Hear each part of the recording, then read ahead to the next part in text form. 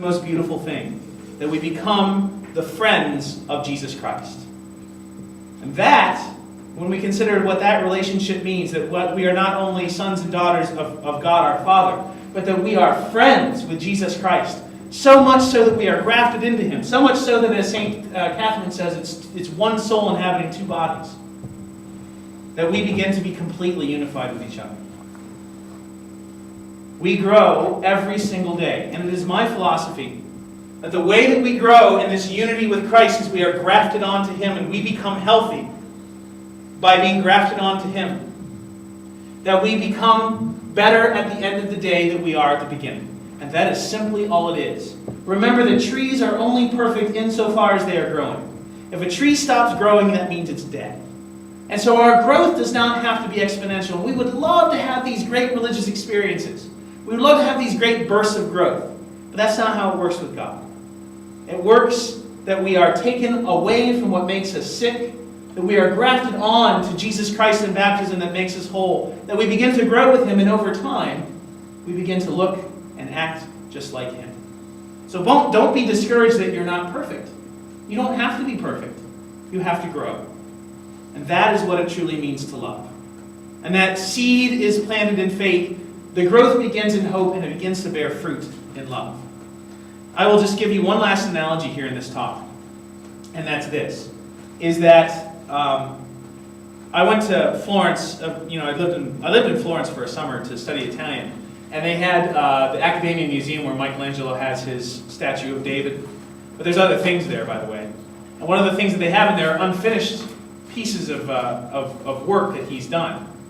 And it was for the tomb of Julius II. And they were these guys that he never finished it. There's these big blocks of marble. The block of marble is probably this big, and it's that big around, and it's just huge. It's ginormous, and it's unfinished. And one of the things he said is that the image is already in there.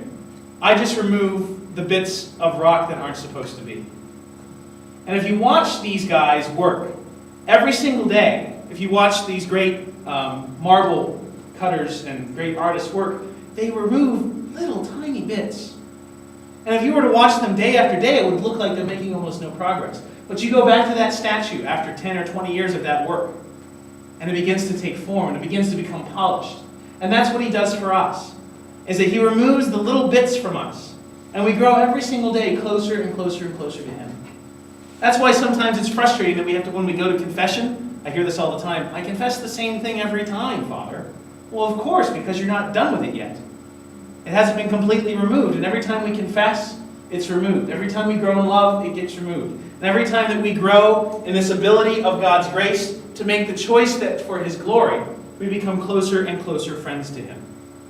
It is my hope, as I mentioned last night, that you become friends, not only with these saints, not only with each other, but we grow in our friendship with Jesus Christ. The way that I see Jesus is He's my best friend. He's a friend.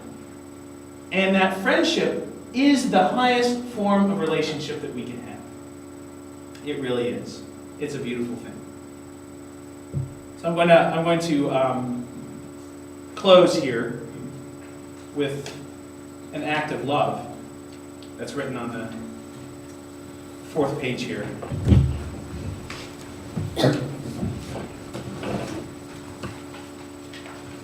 Oh my Jesus, I love you. I love the church, my mother. I recall that the smallest act of pure love is more value to her than all the works together. But it is pure love in my heart. Are the measureless desires only but a dream and a folly? If this be so, Jesus, then enlighten me, for you know that I am seeking only the truth. If my desires are rash, then make them disappear. For these desires are the greatest martyrdom to me. However, I feel, O Jesus, that after having inspired the most lofty heights of love, if one day I am not to attain them, I feel that I shall have tasted more sweetness in my martyrdom and folly than the taste in the bosom of the joy of the fatherland, unless you take away the memory of these earthly hopes through a miracle. Allow me then during my exile the delights of love. Allow me to taste the sweet bitterness of my martyrdom. Jesus, if the desire of loving you is so delightful, what will it be to possess and enjoy this love? And this is St. Therese. And one of the things that she says is she has this thing called the little way. And she says in the little way that we do very small, tiny things. Because she knew how small she was. but we do them with incredibly great acts of love. And so it is in the little things that St. Therese notices that we can best exemplify the love of God. It is in the little things. There's a story of a Peruvian, I don't know who he is, I just read this in a book recently, a couple years ago, of a Peruvian dry clean owner. He owned a dry clean laundromat. And he said people would often bring in shirts and they would have stains underneath the collar that they would never miss or see, and it would take a lot of work to take it out. And he said, he could probably give the shirt back and they would probably never know the stain was there and that he didn't remove it. And yet he would painstakingly go and search for the stains that nobody else would ever see. And he removed it because he did that removal with great acts of love. So you don't have to build churches. You don't have to build cathedrals. You don't have to change the orders. You don't have to be a nouveau Carmelite or change the face or the shape of the world like Mother Teresa of Calcutta did. But if you do little things with great love, you are unified completely and totally with Christ.